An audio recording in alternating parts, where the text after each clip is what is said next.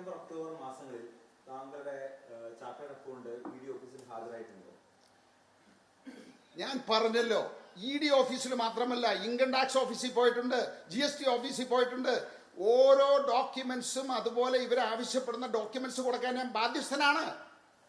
Chartered അക്കൗണ്ടിലല്ല പോയിരിക്കുന്നത്, എൻ്റെ ഓഫീസിൽ നിന്നുള്ള CFO ആണ് പോയിരിക്കുന്നത്. ഒരു ചാർട്ടേഡ് അക്കൗണ്ട് വക്കീലിന്റെ ആവശ്യമില്ല ഈ ഡോക്യുമെന്റ്സ് ഹാജരാക്കുന്നതിന്. അവർ പോകുന്നത് എന്താ തെറ്റ്? GST ഓഫീസിൽ പോയിട്ടുണ്ട്, ഇൻകം ടാക്സ് ഓഫീസിൽ പോയിട്ടുണ്ട്, കസ്റ്റംസിൽ എല്ലാ ആഴ്ചയും ആളുകൾ പോകുന്നുണ്ട്. അതുമില്ല, പാപമാണോ അത്? തെറ്റാണോ അത്? അവർ ചോദിക്കുന്ന ഡോക്യുമെന്റ്സ് കൊടുക്കണ്ടേ? നിങ്ങൾ അന്വേഷിച്ചിട്ട് കണ്ടുപിടിച്ച് പുറത്തുവിടെ.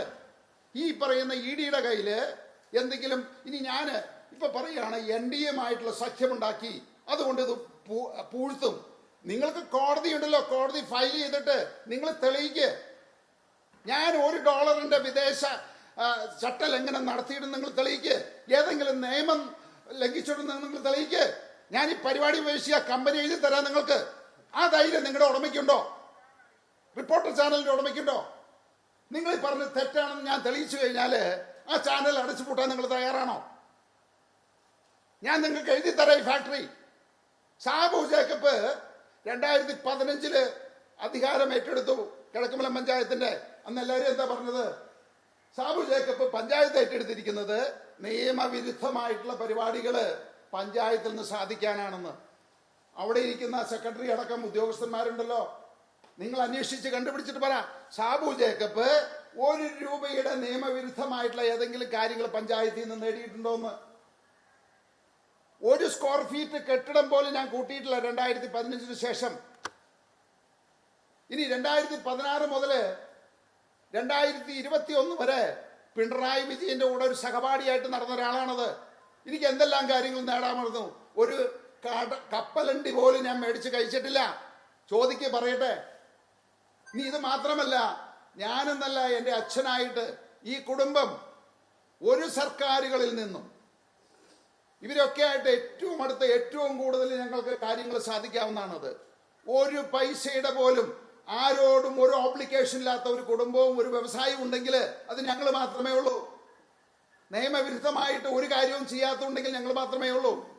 അത് തലയുടുത്തതിന് പറയാം. അത് പറയാനായിട്ട് ഈ റിപ്പോർട്ടർ ചാനലിന്റെ ഉടമയ്ക്ക് സാധിക്കുമോ? മാസങ്ങൾ ജയിലിൽ കിടന്ന ആൾക്ക് സാധിക്കുമോ? ഈ പറഞ്ഞ പാവപ്പെട്ട ആദിവാസികളുടെ ഒപ്പുണ്ടാക്കിയിട്ട് മരങ്ങൾ മുറിച്ചവന് സാധിക്കുമോ? ഫോണിന്റെ പേരിൽ കോടികൾ തട്ടിയവന് സാധിക്കുമോ? മെസ്സിയെ കൊണ്ടുവരാന്ന് പറഞ്ഞിട്ട് ജനങ്ങളെ വഞ്ചിച്ചവന് സാധിക്കുമോ? അപ്പോൾ അതൊക്കെ അറിഞ്ഞിട്ട് വേണം. നിങ്ങളൊക്കെ നിരപരാധികളാണ്. കിട്ടുന്ന പൈസ കൊണ്ട് അവർക്ക് വേണ്ടിയിട്ട് ഓശാന പാടേണ്ടി വരും. അത് എൻ്റെ ഉദ്യോഗസ്ഥരായും ചെയ്യും. പക്ഷേ ഇത് ഒരു കാര്യം ഞാൻ പറഞ്ഞേക്കാം, ഇത് ഇനം വേറെയാ. നിങ്ങൾ എല്ലാവരോടും കളിക്കുന്ന പോലെയല്ല.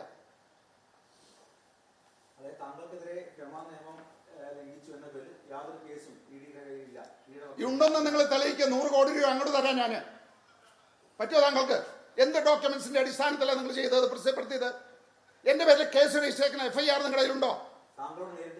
നിങ്ങൾ പറയോ? നിങ്ങളത് ഞാൻ പറഞ്ഞല്ലോ നിങ്ങളോട്. നോട്ടീസ് അയച്ചിട്ടുണ്ട്. എന്നോട് ഹാജരാവാൻ പറഞ്ഞ് ഞാൻ ഹാജരാവില്ലേ? ഞാൻ ഹാജരാവേണ്ട സ്ഥലത്ത് ഹാജരാകും. ഒരു ഫാക്ടറിയുടെ മാനേജർ എന്നുള്ള നിലയ്ക്ക് മാനേജിംഗ് ഡയറക്ടറോടാ പറയുന്നത്. നമ്മൾ ആരെങ്കിലും ഓതറൈസ് ചെയ്യാണ് ചെയ്യുന്നത്. അതിനാണ് ഉദ്യോഗസ്ഥന്മാർ പോകുന്നത്.